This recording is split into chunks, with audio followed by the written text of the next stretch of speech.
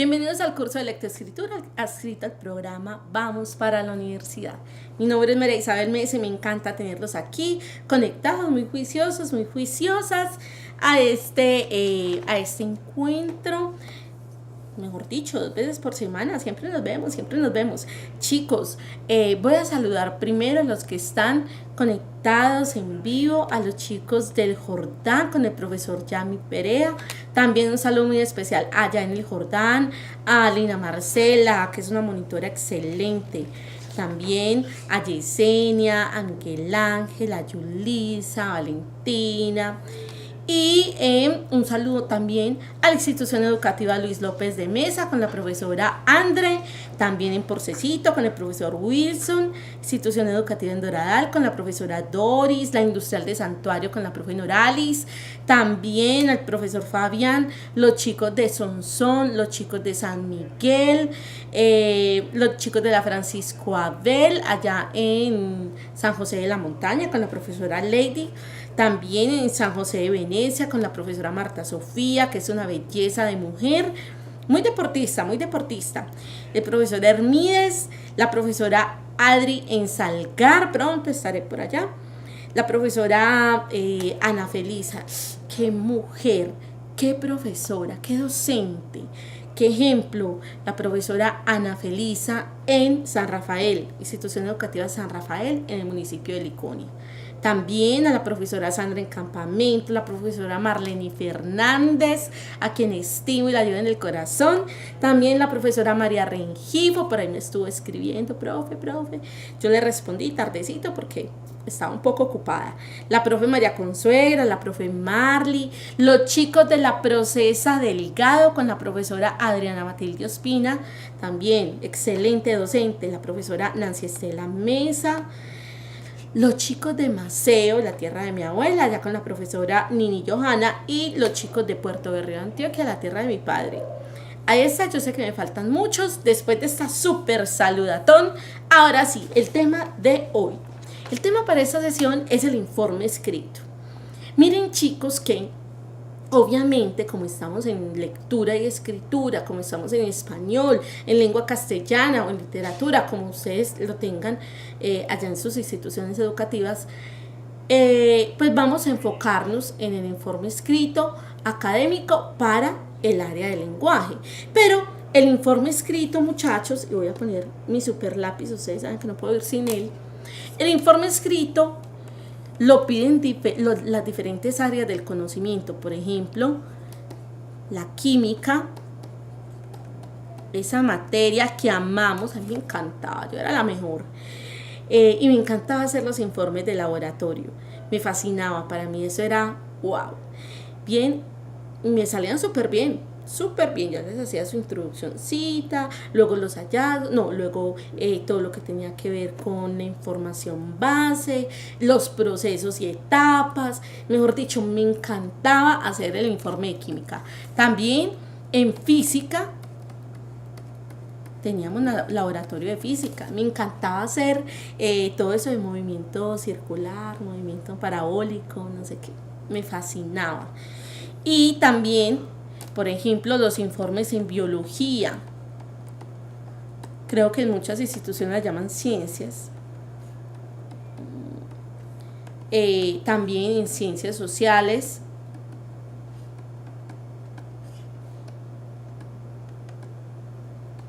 ¿qué más? También obviamente los informes de lectura, que a veces la profesora o el profesor es, muchachos, vamos a leernos este libro y vamos a hacer un informe. O vamos a hacer este recorrido por el museo y vamos a hacer este informe. Vamos a ir a la casa de tal cosa, del larguero, del no sé qué, vamos a hacer un informe de esa visita. ¿Cierto? Entonces, en español. E incluso, no sé si a ustedes les ha tocado, pero en matemáticas también se hacen informes. El informe escrito, chicos, da cuenta de eso. Pensemos, construyamos antes de ver la teoría.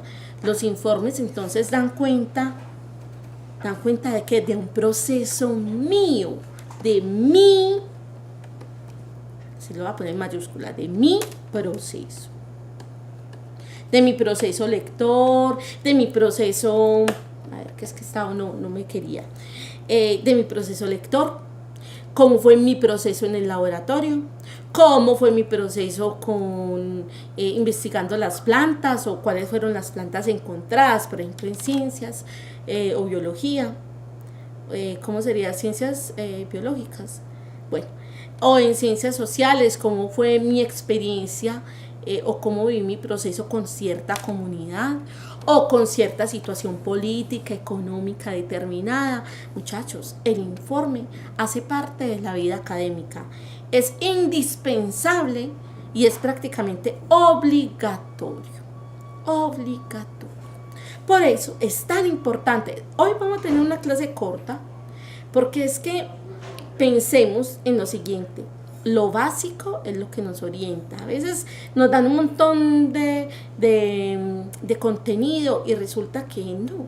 La idea no es un montón de contenido, sino un contenido muy concreto, pero una práctica muy juiciosa, ¿sí? Muy rigurosa de lo que es el informe de lectura, el informe de laboratorio, ya sea de química, física, biología, ya sea el informe de lectura en español, un informe en matemáticas que a veces ustedes hacen pues como algunos laboratorios de matemáticas y así.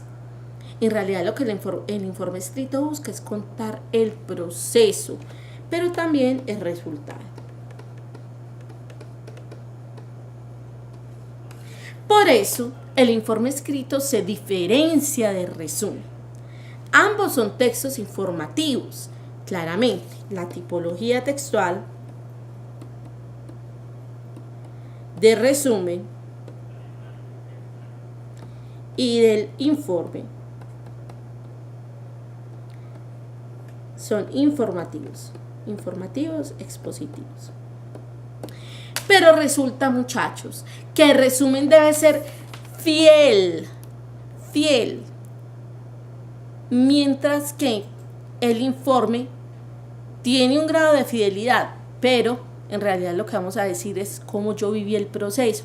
Mientras que en el resumen decimos, nosotros hacemos, por ejemplo, las veces de autores, nosotros somos el autor, nosotros parafraseamos, por así decirlo, lo que dijo fulano, como si yo fuera el autor. Como cuando uno quiere hacer alguna trampilla, algún plagio, pero que no se enteren. Así más o menos, ese resumen.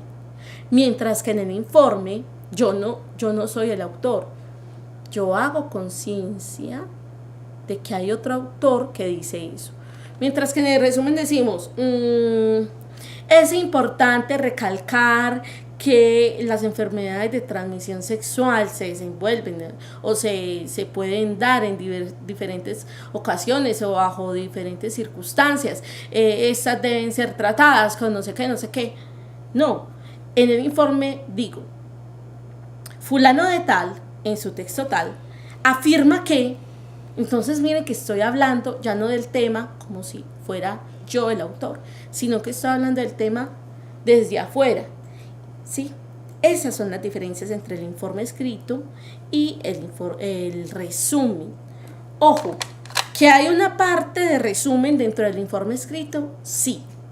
Vamos a ver entonces, después de esta pequeña construcción, vamos a ver ya la agenda que está, vamos a tener una situación animada de una estudiante universitaria, como sería esto del informe escrito, luego el tema, para cerrar con la actividad central sobre un texto que lleva con nosotros, es decir, con Vamos Lectoescritura, lleva un tiempo y no lo hemos cambiado, porque es que este informe, que es informe Visita a la Casa de la Memoria, es muy bueno y muy sencillo.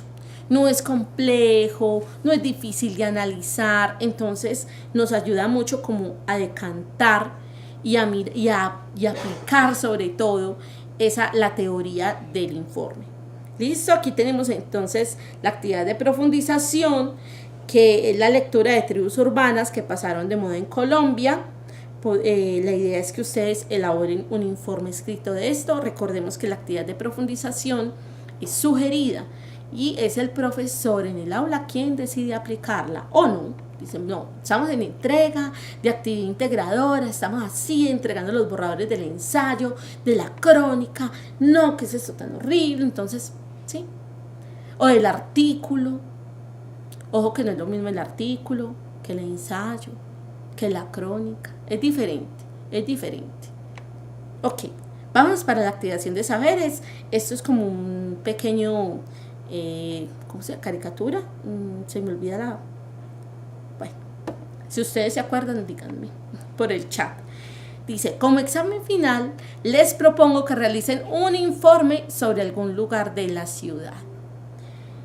Teniendo en cuenta que debe representar para ustedes un espacio importante de reflexión e identidad cultural. Profe, no sé qué lugar escoger, dice aquí Valeria. Entonces, y luego piensa, aunque lo que más me preocupa es no saber qué es un informe escrito. A ver, si ustedes les propusieran una actividad como la que este profesor está proponiendo, van a elegir un lugar que sea significativo para ustedes y van a hacer un informe acerca de este lugar. Usted y que represente también culturalmente algo importante para su municipio. ¿Usted qué lugar elegiría? Por ejemplo, yo elegiría el corregimiento de Santa Elena. Bueno, aunque también me encanta el corregimiento de San Antonio de Prado, en Medellín. La verdad es que ambos tienen un significado importante cultural, pero como Santa Elena es mi lugar favorito en el mundo, creo que me quedaría con Santa Elena. Bien, ¿qué hace parte de nosotros como identidad cultural? Por ejemplo, de Santa Elena salen los silleteros. Cada año Medellín se viste de flores, a eso más o menos del mes de agosto, finalizando el mes de julio e iniciando el mes de agosto, se viste de flores, se viste de colores, se viste de alegría, aunque los medellinenses y los antioqueños somos personas muy alegres y espontáneas, pues Santa Elena se roba casi todas las miradas para esta ocasión. Me encanta. Entonces haría un informe tipo histórico, puede ser, para mostrar cuáles han sido como esas etapas que ha vivido la Santa Elena como corregimiento durante las diferentes ferias o los últimos 10 años de Feria de Flores. ¿Sí? Ok, o un paralelo entre cómo se vivía en los años 80 y cómo se vive en los años 2000. Bien. Ok. Chicos, para ustedes, ¿qué partes debe tener un informe? A ver, ¿ustedes qué piensan? Todos dicen, bueno, tendrá un título. Otros dirán, uy, no hay que ponerle una tabla de contenidos porque hay informes largos. Otros dirán, bueno, no, como vamos a contar un proceso, una etapa, entonces vamos a contar por etapas. Entonces, inicial, medial y final. ¿Qué más? Otros dirán, no, debe tener como una introducción en donde yo diga la justificación y los objetivos. Otros dirán, no, tiene que tener un cuerpo, unos párrafos o un contenido y unas conclusiones donde se dé resultado.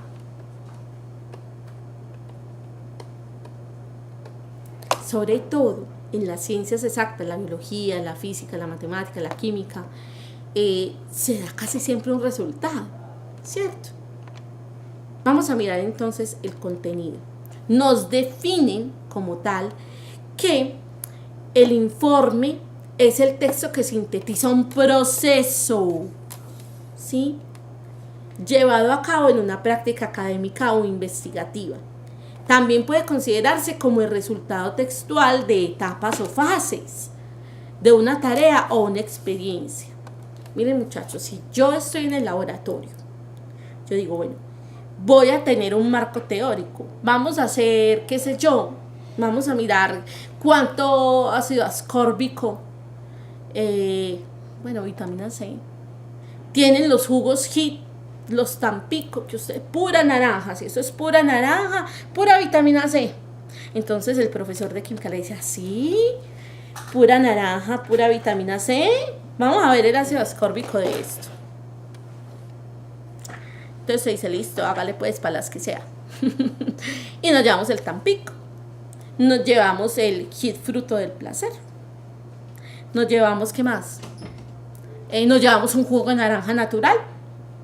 Y entonces decimos, listo, va a tener puede ser una probetica con tantos mililitros de esto, una probetica con tantos mililitros de esto, otra, 3 probeticas. A ver cuánto porcentaje de ácido ascórbico tiene esto. Ok, entonces nos vamos al laboratorio y empezamos. ¿Bajo qué teoría vamos a trabajar? Ah, no, es que le vamos a echar tal cosa y tal. Ah, bueno, entonces, ¿cómo va a ser eso? Pero cuando yo diga cómo fue el proceso, entonces yo empiezo. La probeta tal, con tantos mililitros, o puse las probetas todas con los mismos mililitros para poder hacer el cuadro comparativo, y le eché tanto de esto para que reaccione el ácido ascórbico. Y los resultados fueron tanto por ciento de esto, con tanto, el Tampico tiene tanto por ciento, el HIT tiene tanto por ciento, el jugo natural tiene tanto por ciento de ácido ascórbico. Y entonces decimos, ah, bueno, dimos un resultado, develamos, ¿sí? O revelamos algo importante. Y entonces usted dice, no, eso es pura agua teñida y yo no vuelvo a tomar de esto. O dirá, ve, sí tiene como un poquito a tomar de esto. Bueno, ya es su decisión. Pero miren muchachos, que el informe debe dar cuenta de eso. No solamente de cuál ha sido tu proceso, sino también de el resultado. ¿Cuál fue el resultado? Profe, un informe de lectura, por ejemplo, no tiene resultado. No. Ustedes dirán que no. Pero sí, tiene una reflexión. ¿Qué fue a lo que tú llegaste, lo que tú reflexionaste respecto a eso? Claro, tiene un resultado. Lo que pasa es que no es un resultado tan explícito y evidente de pronto, o tan exacto, ni tan replicable, ¿cierto? Porque si Camila se lee el Quijote de la Mancha, ¿sí? Y Santiago también, y Valentina también, Yesenia también, Yulisa, Lina, se leen el Quijote. A lo mejor no todos llegan a la misma reflexión, no todos generan o se activan en su mente diferentes puntos, diferentes reflexiones. Pueden hacer análisis distintos y concluir cosas diferentes frente a una misma obra. Mientras que en el laboratorio, no. En el laboratorio la idea es que las cosas den lo que den y que eso pueda ser replicable, que otra persona vaya y haga el mismo proceso tuyo, tenga las mismas etapas y lee exactamente lo mismo. ¿Ven? Ok, un informe escrito debe tener 4 características básicas. La primera es que debe ser claro, en un lenguaje muy claro. La segunda es que debe ser evidente, mostrar qué es lo que hay. Debe ser replicable y debe ser revelador. Esas son las 4 características de un informe. Bien, entonces ya les dije, a través de un lenguaje sencillo, común, presentar unas ideas diáfanas, mostrar que tú puedes hacer una etapa o un proceso similar o igual y que el resultado de verdad revele algo. Chicos, podemos utilizar tranquilamente tablas, por ejemplo. tablas de doble entrada. Recordemos que las tablas, las imágenes, los infogramas o infografías, los mapas, todo esto corresponde a los textos discontinuos, que se leen también. Entonces, yo puedo decir, Probeta 1, Tampico. Probeta 2,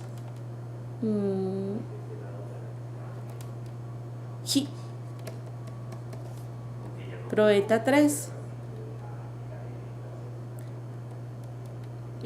jugo natural, jugo naranja.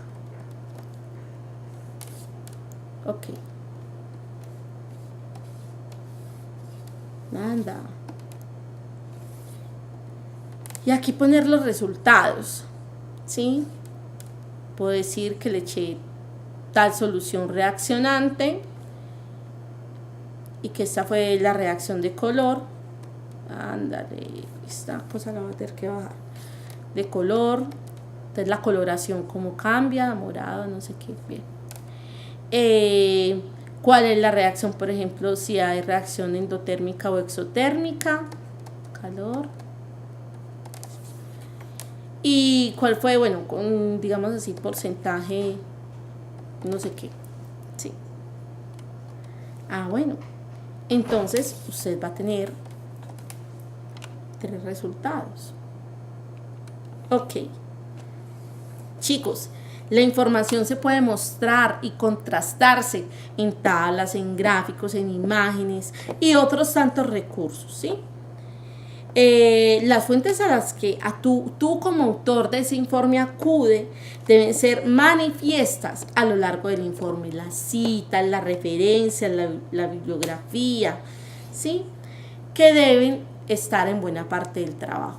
Vuelvo y les digo, muchachos, si ustedes van, no sé, van a hacer un experimento, pues usted dice, bueno, yo apliqué la ley de Pascal, en el caso de física sobre todo. Bueno, no, estuve con todo esto de los tanques y los fluidos de Bernoulli, o no, lo mismo en matemáticas. Bueno, ¿qué hiciste acá? No, apliqué el teorema de Pitágoras. Acuérdense que hay teoremas, hay axiomas, etcétera. Entonces miren, chicos, que nosotros debemos informar, debemos contar esas etapas, ese proceso, bajo qué marco teórico se hizo. Entonces, esas son las partes o los elementos del informe escrito. La portada. Bueno, profe, ¿qué pasa si yo voy a hacer un informe de lectura para apenas de 2 páginas? Le hago portada, no sé qué, tabla. Eso es necesario. Bueno, hay informes que son muy cortos y no requieren tanta cosa, ¿cierto? En vez de una portada, entonces el profesor le dice, no, eso es algo relativamente corto, 2 o 3 páginas, pónganle un encabezado, ¿cierto? Nombre, documento de identidad, grupo o el número de la lista, el grupo, materia. Pero por lo general el informe escrito, que es largo, debe llevar portada, un índice o tabla de contenido, la introducción en una página, aparte el cuerpo del trabajo, una síntesis comprensiva y crítica de lo consultado, las conclusiones, la bibliografía. Bien, acuérdense que hay una diferencia entre párrafos de cierre y párrafos de conclusión. Recordemos que los párrafos de conclusión, estrictamente llamados así, son los que muestran un resultado, al que revela algo. Muchachos, se los dejo aquí un momentico, ya terminaron de anotar. Estos serían los elementos o las partes del informe escrito. Portada, índice o tabla de contenido, introducción, cuerpo de trabajo, que da el síntesis comprensiva y crítica de lo consultado, conclusiones en donde se da la síntesis de lo más importante del tema investigado, y la bibliografía. Obviamente aquí faltan las tablas, los elementos gráficos, etc. Dentro del índice nosotros ponemos el contenido por numeración de página y aparte debe haber un índice de imágenes.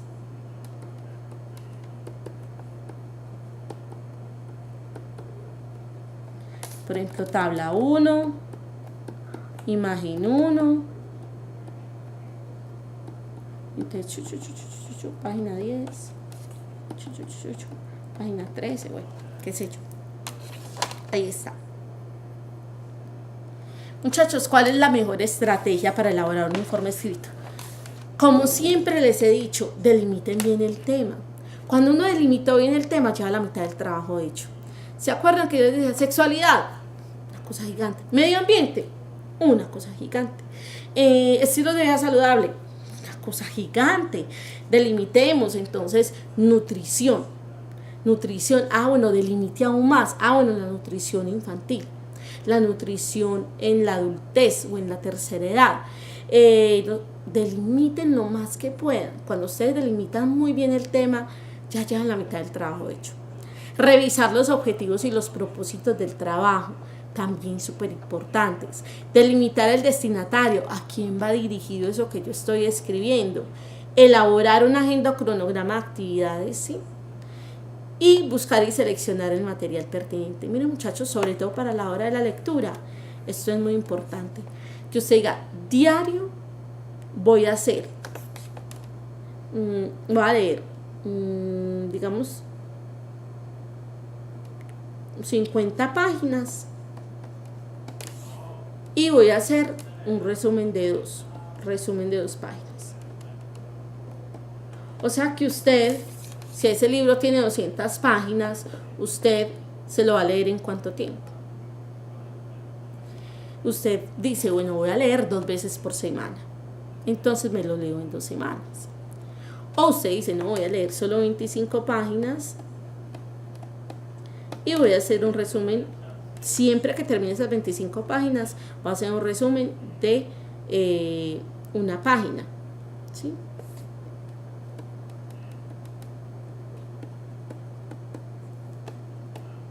Y entonces cuando usted termine ese libro, usted ya tiene un resumencito muy bien hecho y el libro ya leído, ¿sí?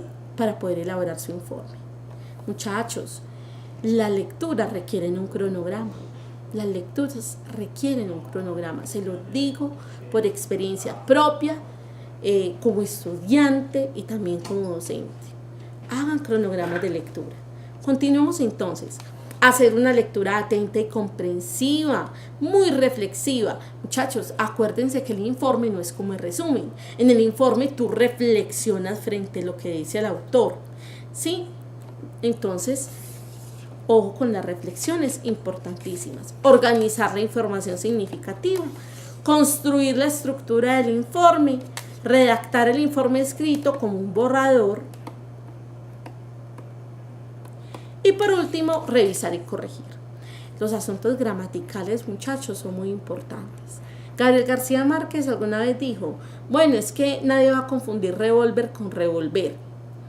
Pero chicos, sí, es mejor tener una buena, acuérdense que eso es una redundancia, buena ortografía. Tener una ortografía, ¿sí? Tener un buen manejo de los signos de puntuación. Todo eso es súper importante, por eso hay que corregir informe. Vamos para la actividad.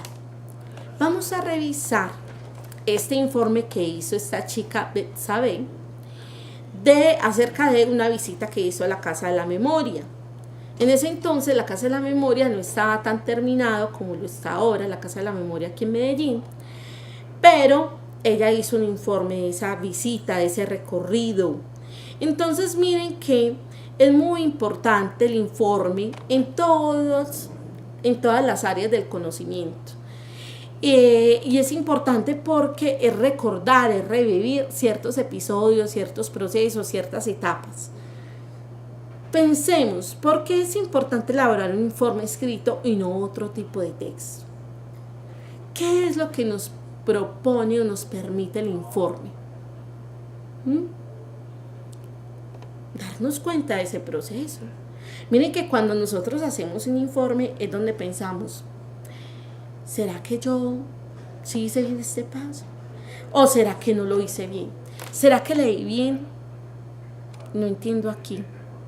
¿Será que sí le eché tanto de solución reaccionante a esta otra solución? ¿Será que me di bien? ¿Será que, muchachos? Claro, es retomar esa experiencia, retomar ese proceso y reflexionar frente a él. Importantísimo. Bien. Miren, y aquí hay una pregunta que me fascina, la retomo mucho cada semestre, cada año. Les digo, ¿qué relación encuentran ustedes entre casa y memoria? Sobre todo en el Jordán, siempre me han dado respuestas muy buenas, muy acertadas, muy bonitas. Los chicos de la F. Gómez, por ejemplo, siempre han sido súper pilosos con la profesora Luzmi allá en Begachí. Y me decían, profe, hay una relación muy interesante entre casa y memoria.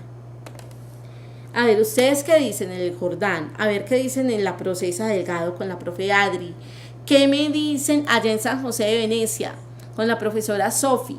O, por ejemplo, ¿qué me dicen los chicos de la profe Nini? A ver, los chicos de la profe Nini, ¿qué me dicen? Los chicos de la profe Marleni. Esos chicos de la profe Marleni marchan, la profe Marleni es juiciosa. A ver, ¿ustedes qué dicen? ¿Qué relación puede existir entre casa y memoria? Mientras los chicos me van respondiendo por aquí, me dicen, profe, los recuerdos. Puede ser que la memoria es la casa de los recuerdos. Qué lindo. Me dicen por aquí, profe, un lugar al que siempre regresamos. Ay, qué lindo. El constante regreso. Qué bonito. Bien, miren muchachos, sí. La memoria es la casa de los recuerdos. ¿Se acuerdan cuando les leí ese cuento de los cronopios y los... ¿Cómo era? Los cronos y los cronopios. No, se me olvidó. Me acuerdo más de los cronopios. Miren muchachos, que era importante conservar los recuerdos. ¿Cómo los conservaban los unos y los otros? Los envolvían, los cuidaban, y otros no, los otros los dejaban sueltos por la casa. Es muy bello eso, hacer esas comparaciones, esos símiles interesantes, esas analogías, la casa y la memoria. Vamos entonces a leer Visita a la Casa de la Memoria, escrito por Bertsaben, y vamos a subrayar los títulos, pero todo de diferente color. Vamos a digámoslo así, a descuartizar el texto, ¿sí? Vamos a descuartizar este texto. Vuelvo a pasar, bendito Dios. Miren, este es. Se hizo para la materia Antropología Política este informe. Visita a la Casa de la Memoria, presentado por Betsaben Lemos Pina, estudiante de la Universidad de Antioquia. Dice, bueno, chicos, esto sería ¿qué? El título, ¿cierto? Luego, el autor. Y lo más lógico es que iniciemos con la introducción, ¿cierto? Profe, ¿por qué la muchacha no puso introducción, cuerpo, contenido? ¿Por qué? Muchachos, porque no es necesario. Un informe de lectura no tiene, o de visita, si es corto, no tiene mucho sentido ponerle las partes. Quien lo lee, pues las identifica claramente. Mientras que un informe de laboratorio, por ejemplo, sí debe tener sus partes, incluso con marco teórico. Entonces, esas son algunas diferencias entre las ciencias exactas y las humanidades. Bien. Iniciemos. Introducción. No creo que pueda existir mucha gente en el país que en sus capacidades mentales normales desconozca el conflicto y la violencia que se ha vivido prolongadamente en Colombia. Sin embargo, no siempre dimensionamos lo que este conflicto abarca, o quizás sea tan desbordante que una y otra vez me sorprenda, me dolería, me llenaría de huecos por dentro, y por esos huecos se va todo y luego tengo que volver a recordarlo, a llenarme de huecos y agua que quiere salirse por ahí y vísceras regándose. Miren que ella describe, miren que aquí hay un modo del discurso descriptivo. Miren que saber describe un sentimiento, una emoción del vacío que se puede generar. Entonces, aquí en la introducción, ella utiliza un modo del discurso descriptivo, pero también nos da una idea. Ojo, la casa de la memoria tiene que ver con las memorias, ¿qué? ¿Felices? No, con las memorias de conflicto y violencia. ¿Ven? Ok. Ahora sí, Betsabe inicia el cuerpo o contenido. O, como lo podríamos llamar,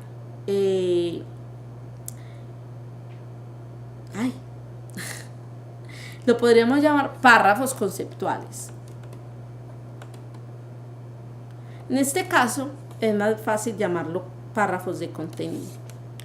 Dice, la sala violencias y resistencias del Museo Casa de la Memoria, a mi parecer, alberga y expone generosamente las extensiones del conflicto, asunto importante para el país, ya que los efectos de la violencia son tan difuminados que se nos hace difícil dimensionar al tiempo todas sus implicaciones y fácilmente dejamos pasar por alto la magnitud de sus extensiones. Sin embargo, miren chicos que aquí hay una particularidad del texto, y es que Betsabe utiliza mucho el sin embargo. Debemos, muchachos, releer nuestros textos y decir, bueno, es que no hay solamente ese conector de contraste o de comparación o de semejanza. Hay otros conectores que podemos usar. Dice, sin embargo, las experiencias de la sala parecen un poco desarticuladas. Aquí ya empieza como el asunto crítico. Ella está diciendo, las fotos se trataban de tal cosa. Primero vi un niño que estaba no sé cómo. Luego una mujer que está... ¿Cierto que no? Ella no está resumiendo lo que hay en la sala. Ella está contando su proceso. Cómo ella lo vio, su experiencia. Mientras que en el resumen diría qué hay en la sala. Aquí no. Aquí más bien cuenta el proceso, la experiencia, qué pensó, cuál fue su emoción. Eso es importante. Entonces dice, sin embargo, las experiencias de la sala parecen un poco desarticuladas. Quizá se deba a que no está completamente terminada en esa época. Pero la impresión que no, pero da la impresión, aquí falta un dedo, de que no existe mucha relación entre todas, que son asuntos aleatorios, que suceden inconexos. Además, me gusta mucho que utilice este conector, además, porque no hay una claridad respecto a los actores que intervienen en cada situación particular. Miren que esto es otra reflexión muy interesante acerca de esa visita. Ojo, ¿quién fue? El conflicto armado en Colombia no solamente son las FARC, es que también está el ELN, están las BACRIM,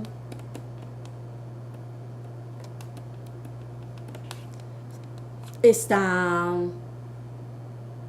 bueno, ahorita no recuerdo muchos, pero sé que hay varios actores de violencia armados en Colombia. Bien, Si bien reconozco que la violencia no proviene de un solo agente, sino que es una cuestión muchísimo más profunda, sí existen ejecutores y confabuladores que se hace necesario mencionar. Y su omisión aquí es, a mi modo de ver, mucho más grave, pues el espectador no sabe hacia dónde volcar la molestia o inconformidad que claramente genera la sala. Miren chicos, lo que dice tan importante. No dice, imagen, ella expresa, pues, ¿cierto? Entonces tú te lo imaginas, con este informe tú te imaginas esa experiencia, de alguna forma también la tienes a través del texto. Entonces yo me imagino algo como así, entrar y mirar, que dice cilindro bomba, estación de policía, no sé, cualquier Mocoa, ¿sí? Cualquier municipio. Tú decir, uy, no, ¿qué es eso tan feo? Qué horror, qué crueldad, qué... Sí. Luego mirar, mujer abandonada en el camino por sus hijos y no sé qué. Ay, pero qué es eso tan horrible, pero no dice, ataque de las FARC a tal parte. Ataque terrorista al ELN. Desplazamiento forzoso por parte de tal. Mujer llora a su hijo por asesinato de Bacrims. ¿Cierto? Eso es lo que te imaginas. Que hay una cantidad de imágenes impactantes, fuertes, dolorosas, que cuentan una historia de la violencia, pero que a la vez no nos informan quién fue el promotor, el gestor, el que hizo ese daño. Listo, que eso es mucho más grave según ella. Vámonos para, no, más o menos mira, acá. Seguimos en párrafos de contenido. Para que la concientización se transforme en una reflexión provechosa y que no se quede simplemente en la conmoción del momento, es preciso que se haga esta claridad. Esto nos hace ser más que espectadores ajenos y quizá dolientes. Muchachos, ven, utiliza mucho el quizá. Utiliza mucho el quizá. Eso hay que tenerlo muy en cuenta en los textos. Vuelvo y les digo, la repetición de términos, la repetición de conectores, hay que revisar eso. Listo. Nos hace ser más que espectadores ajenos y quizá dolientes de una guerra, pues al saber cómo se produce, entendemos que también estamos inmersos allí y que de qué manera nuestras acciones diarias pueden estar perpetuándola. Yo no soy violento, pero si se nos atraviesa alguien, lo tratamos mal, lo alegamos nosotros, vamos a refugio desgraciado y empezamos. Eso es promover la violencia. Cuando tú le quitas algo a tu amigo, a tu compañero, un lapicero, un borrador, un sacapuntas, un celular, eso es violencia. Entonces miren que pensamos que la violencia es algo lejos de nosotros, no. A veces está tan cerca. Ok. Sin embargo, muchachos, vuelve con ese conector. Acuérdense, el uso de conectores. Sin embargo, también soy consciente de que la guerra en Colombia está absolutamente vigente, lo que implica que no siempre será posible hablar con total franqueza, no siempre será posible decirlo todo, e incluso cuando lo fuera no se puede estar completamente segura de que no se transformará luego en justificación de la misma. Me encanta esto que dice Sabe aquí respecto a ese análisis, a esa experiencia de recorrido de la Casa de la Memoria con algo que sucede en la actualidad en Colombia. Es estas mujeres que dicen todo lo que ha pasado o lo que pasó durante su estadía o su pertenencia a cierto grupo armado, y ahora la justicia le dice hable, pero son perseguidas y asesinadas por contar su vida y sus experiencias dentro de ese grupo armado cuando, entre comillas, estaba activo como grupo armado. Ahora hace parte de un partido político. Bueno, entonces, claro, hable, diga la verdad, justicia y reparación. Ah, pero si usted dice toda la verdad, la vamos a matar. Ahí está. O lo que debido a lo fluctuante de las dinámicas no va a contribuir a perpetuar el conflicto o no va a resignificarse de un modo de proceder de la violencia. La resignificación de las acciones, importantísima, me encanta esa palabra que utiliza. Por eso estoy de acuerdo con María Teresa Uribe cuando afirma que el compromiso ético, y miren muchachos, que en comilla, porque es una cita de menos de 40 palabras, hace la referencia, ¿sí? Me dice María Teresa Uribe, me da el autor, pero a ver, ¿cómo deberíamos citar acá? Pues ya citó, ya dijo que Uribe dijo esto, María Teresa Uribe, pero si es una cita textual, aquí le falta algo. ¿Qué le falta a esta citación, chicos? ¿Qué le falta? Según norma APA, en ese momento, cuando ella presentó este trabajo, la norma APA era diferente. ¿Qué le falta? La fecha, no mi amor, ahí está la fecha. ¿Qué le falta a esta fecha? Vea, ¿cómo debemos citar? Entonces, apellido del autor, en este caso Uribe, pero como ya se citó arriba, pues no. ¿Qué más? Año, ¿cierto? De publicación. ¿Qué falta? No, ahí está el apellido. Lo que pasa es que no es necesario porque aquí ya referenció el autor. Falta la página. Muchachos, si es una cita textual, yo tengo que decir de qué página la saqué. No es un parafraseo. Entonces, digamos que es la página 15. ¿Sí? Ok. Dice, ya que sería pretencioso dictaminar una solución al conflicto sin reconocer que también estamos inmersos en la guerra como co-ciudadanos, como individuos y como investigadores. La guerra nos toca también y también la tocamos. Estamos situadas en un lugar donde desde el que podríamos divisar una salida, pero la guerra no es lineal, ni se encuentra en un solo plano. Por el contrario, es fluctuante, se transforma y se apropia incluso de lo más inesperado. Así que esta no es una misión estática, es necesario hacernos con la flexibilidad de una rama verde. Me encanta esa analogía también, que debemos ser como la rama verde, bueno, aunque creo que se refería un poco como al bambú, como, cierto, que va el viento y los mece, no los quiebra, no nos quebramos.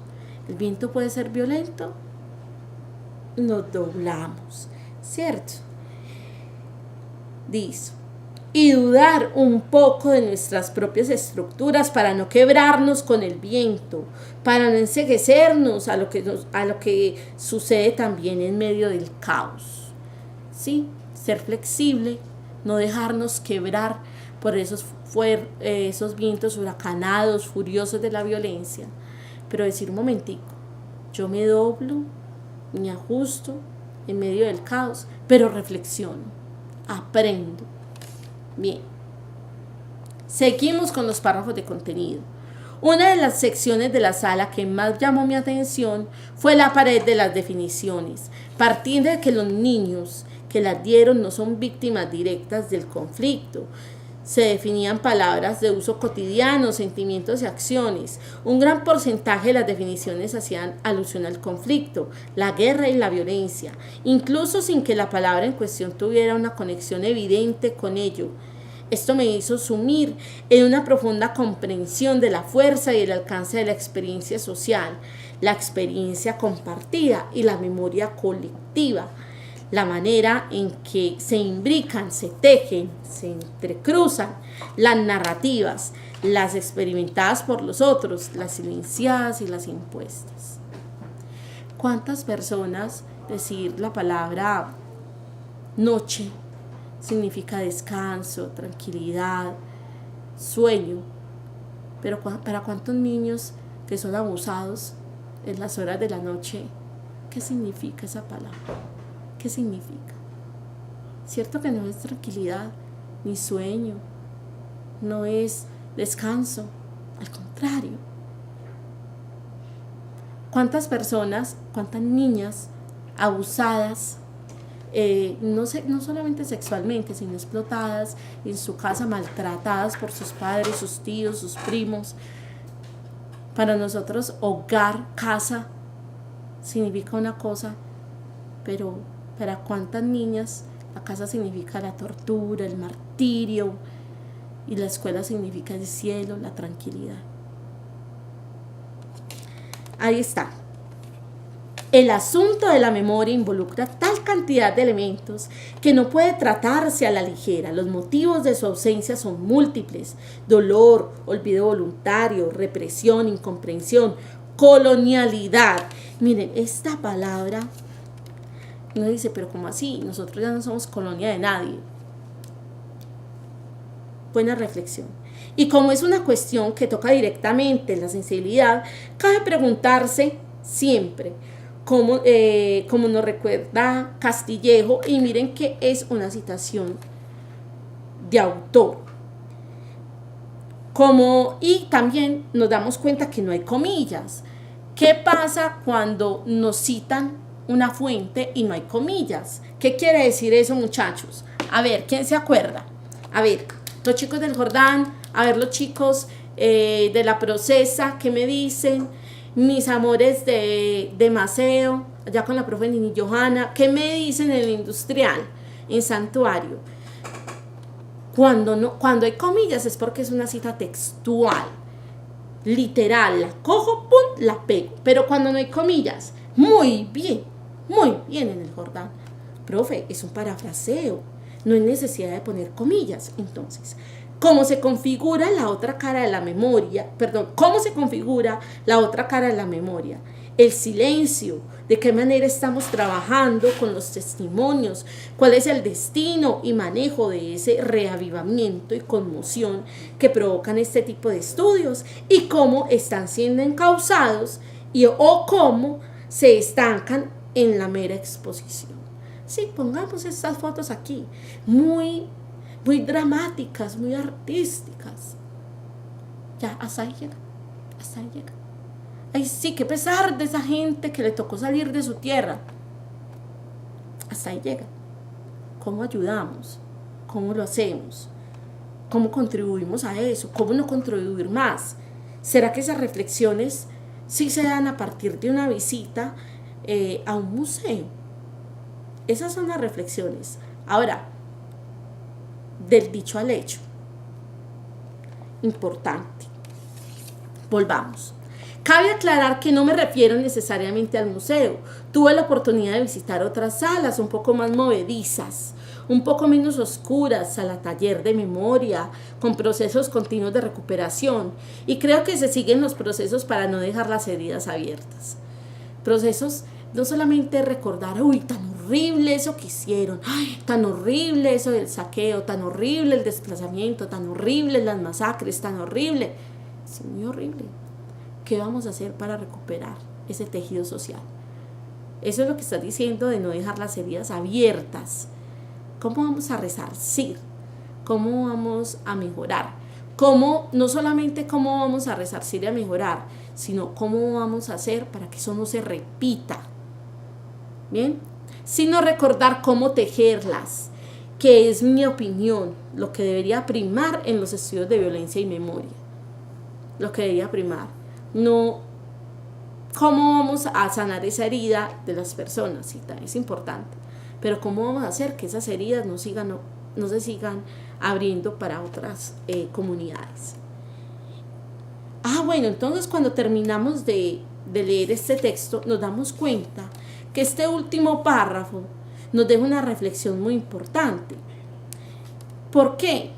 Miren, chicos, que aquí lo que muestra, sabe, aquí a lo último sobre todo son una posible solución, una reflexión final, una reflexión. Y entonces apela, muchachos, funciones del lenguaje. Ya lo practicaron, ya lo volvieron a ver. El profe ya les recordó qué son las funciones del lenguaje, cuáles son: apelativa, conativa, metalingüística, referencial. ¿Ya hablaron de eso? Ojo, que para los exámenes de admisión y los exámenes ICFES y etcétera, es importante recordar las intenciones comunicativas y las funciones del lenguaje. ¿Cuál es la función en la que se basa ese autor para poder llegar a ustedes? Bien, miren, chicos, que aquí entonces esta sería la conclusión.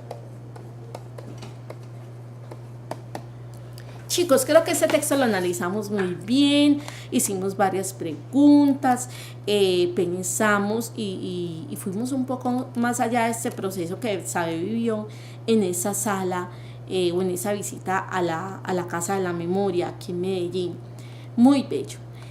Hay muchos municipios e incluso corregimientos en nuestro país, sobre todo en Antioquia, que en Antioquia hay algo llamado los parques educativos, que les han ido transformando el nombre. Algunos se llaman todavía parques educativos, otros se llaman centro de encuentro no sé qué.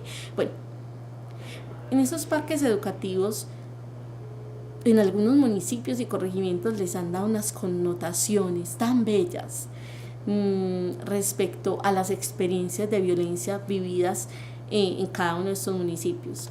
Un ejemplo claro es Pueblo Bello. Es un corregimiento, no es pueblo, aunque se llame Pueblo Bello. Es un corregimiento del municipio de Turbo, Antioquia.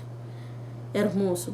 Jamás me voy a olvidar de ese parque educativo. Es un parque educativo en donde se teje de nuevo la comunidad, una comunidad que fue dispersa, que tenía miedo incluso de hablarse entre ellos, porque de pronto este me echa al agua, de pronto este fue el que, a este otro, ¿en quién confío? Hermoso Pueblo Bello, un corregimiento de Turbo, Antioquia, en donde hay un parque educativo. Los parques educativos no solamente están en municipios, también en corregimientos que lo necesitan, ¿bien? Para que la comunidad se encuentre. Chicos, qué reflexión tan bella nos ha generado este texto, que es viejito, pero está tan lleno de unas connotaciones.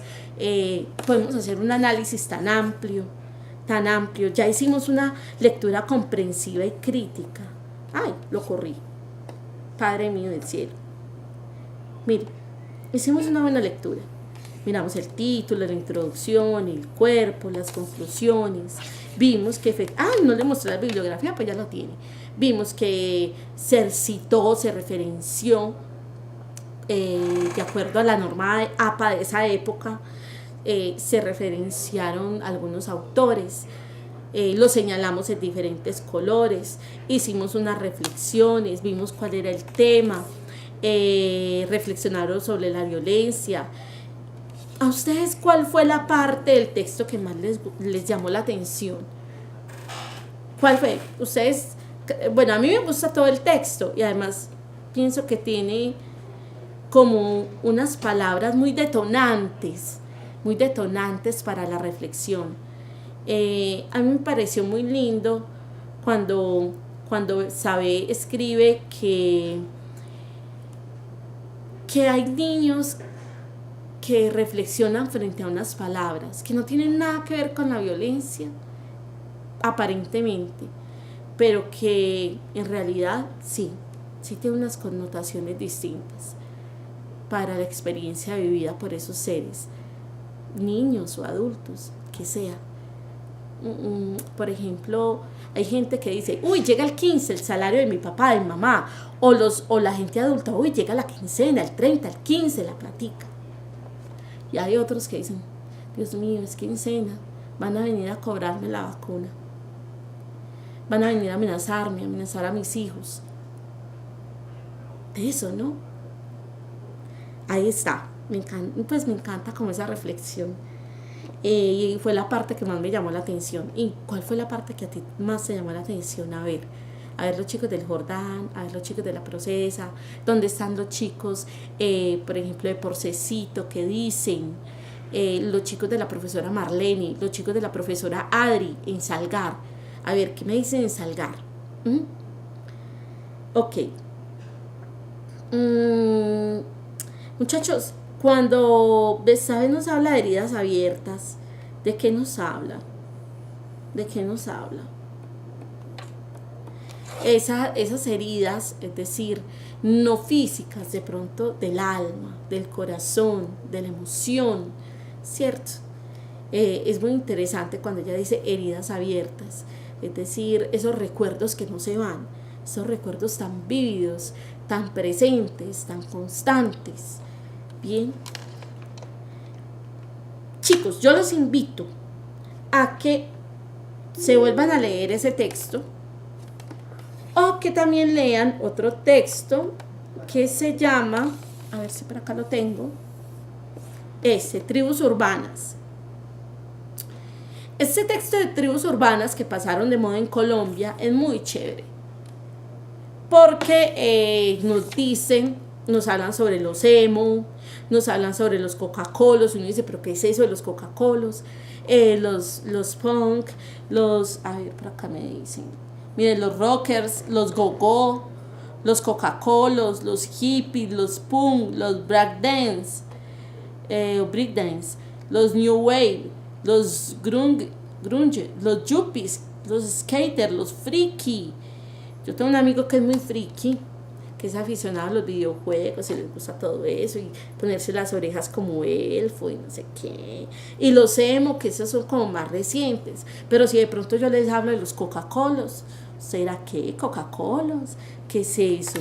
Los Coca-Colos eran unos rebeldes sin causas, tenían un parecido como a un actor que se llamaba James Dean, vestían de jeans americanos, suéteres de tonos vivos, zapatos que se llaman así como Coca-Colas, pues son mocasines, bien, y que muchos dicen, uy, no, yo me quiero ver, ¿cómo es ese que hay de esa película de John Travolta?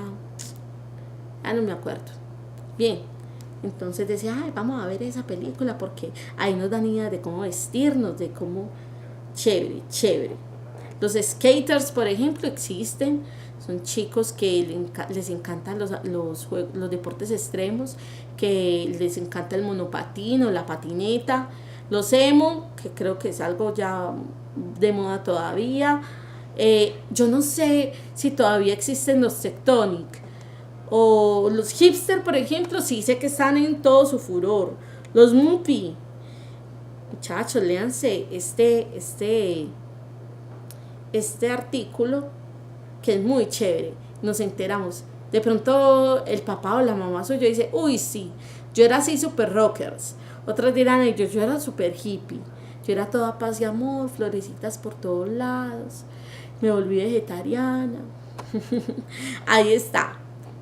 Chicos, esa es la actividad propuesta para esta sesión. A mí me encanta tenerlos aquí. Les mando un abrazo y un beso, muy especialmente también a la profesora Carmen. Profe Carmen, yo no me olvido de usted. Usted piensa que sí, pero no.